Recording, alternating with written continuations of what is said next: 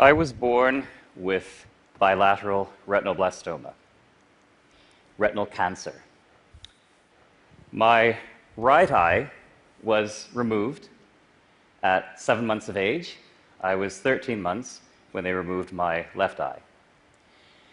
The first thing I did upon awakening from that last surgery was to climb out of my crib and begin wandering around the intensive care nursery, probably looking for the one who did this to me.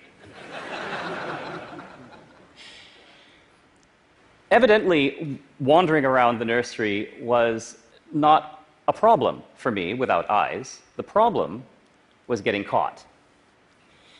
It's impressions about blindness that are far more threatening to blind people than the blindness itself.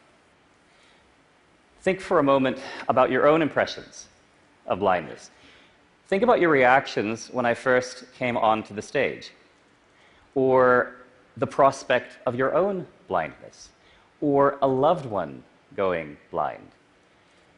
The terror is incomprehensible to most of us, because blindness is thought to epitomize ignorance and unawareness, hapless exposure to the ravages of the dark unknown. How poetic. Fortunately for me, my parents were not poetic. They were pragmatic. They understood that ignorance and fear were but matters of the mind, and the mind is adaptable. They believed that I should grow up to enjoy the same freedoms and responsibilities as everyone else. In their own words, I would move out, which I did when I was 18. I will pay taxes. Thanks. And they knew the difference between love and fear. Fear immobilizes us in the face of challenge. They knew that blindness would pose a significant challenge. I was not raised with fear. They put my freedom first before all else, because that is what love does. Now, moving forward, how do I manage today? The world is a much larger nursery. Fortunately, I have my trusty long cane, longer than the canes used by most blind people. I call it my freedom staff. It will keep me, for example, from making an undignified departure from the stage. I do see that cliff edge. They warned us earlier that every imaginable mishap has occurred to speakers up here on the stage. I don't care to set a new precedent. But beyond that, many of you may have heard me clicking as I came onto the stage with my tongue. Those are flashes of sound that go out and reflect from surfaces all around me, just like a bat's sonar, and return to me with patterns, with pieces of information, much as light does for you. And my brain, thanks to my parents, has been activated to form images in my visual cortex, which we now call the imaging system, from those patterns of information, much as your brain does. I call this process flash sonar. It is how I have learned to see through my blindness, to navigate my journey through the dark unknowns of my own challenges, which has earned me the moniker, the remarkable Batman. Now, Batman, I will accept. Bats are cool. Batman is cool. But I was not raised to think of myself as in any way remarkable. I have always regarded myself, much like anyone else, who navigates the dark unknowns of their own challenges. Is that so remarkable? I do not use my eyes, I use my brain. Now, someone somewhere must think that's remarkable, or I wouldn't be up here. But let's consider this for a moment. Everyone out there who faces or who has ever faced a challenge, raise your hands. Whoosh. Okay, lots of hands going up. A moment, let me do a head count. This will take a while. Okay, lots of hands in the air. Keep them up. I have an idea. Those of you who use your brains to navigate these challenges, put your hands down. Okay, anyone with your hands still up has challenges of your own. So we all face challenges, and we all face the dark unknown, which is endemic to most challenges, which is what most of us fear, okay? But we all have brains that allow us, that activate to allow us to navigate the journey through these challenges, okay? Case in point, so I came up here and they wouldn't tell me where the lectern was. So you can't trust those TED folks. Find it yourself, they said. So,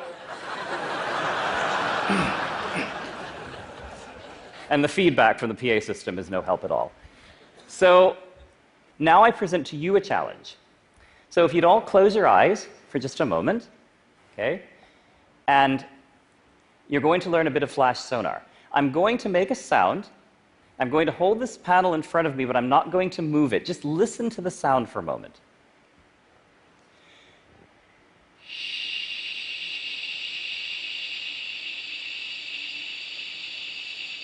Okay, nothing very interesting. Now, listen to what happens to that same exact sound when I move the panel.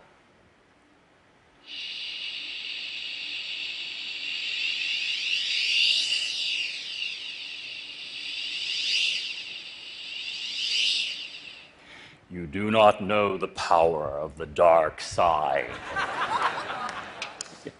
I couldn't resist. Okay, now keep your eyes closed, because did you hear the difference?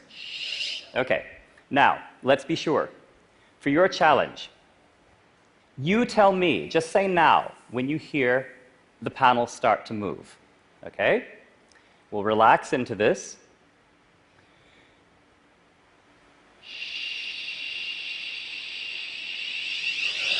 Good, excellent. Open your eyes. All right. So, just a few centimeters, you would notice the difference. You've experienced sonar. You'd all make great blind people. Let's have a look at what can happen when this activation process is given some time and attention. It's like if you guys can see with your eyes, and we can see with our ears. It's not a matter of enjoying it more or less, it's about enjoying it differently. Goes across. Yeah. And then it's gradually coming back down again. Yes. That's amazing. I can like see the car. Holy mother. Yeah, I know. We're passing a tree on the right. I think you're okay. I love being blind. If I had the opportunity, honestly, I wouldn't go back to being sighted. The bigger the goal, the more obstacles you'll face. And on the other side of that goal is victory. Stop. E allora?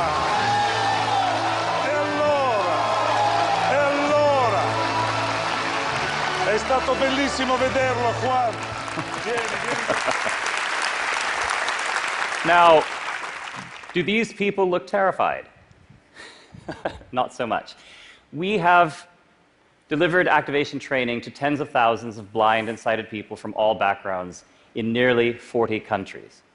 When blind people learn to see, sighted people seem inspired to want to learn to see their way better, more clearly, with less fear, right? because this exemplifies the immense capacity within us all to navigate any type of challenge, through any form of darkness, to discoveries unimagined when we are activated. I wish you all a most activating journey. Thank you very much.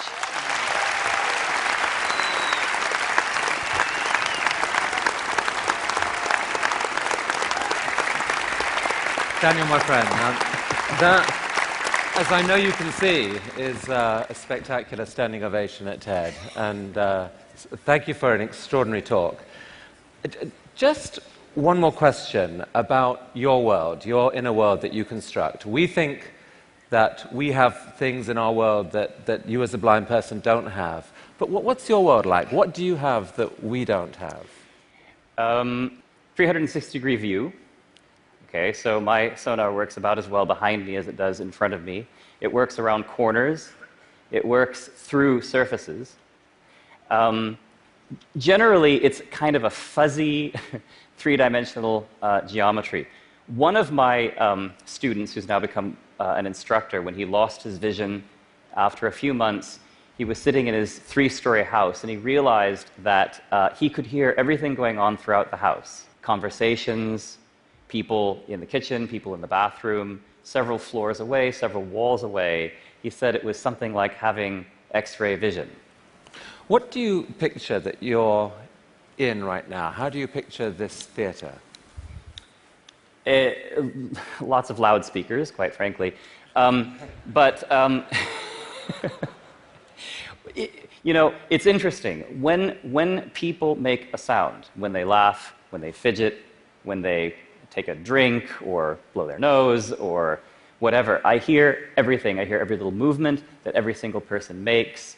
None of it really escapes my attention.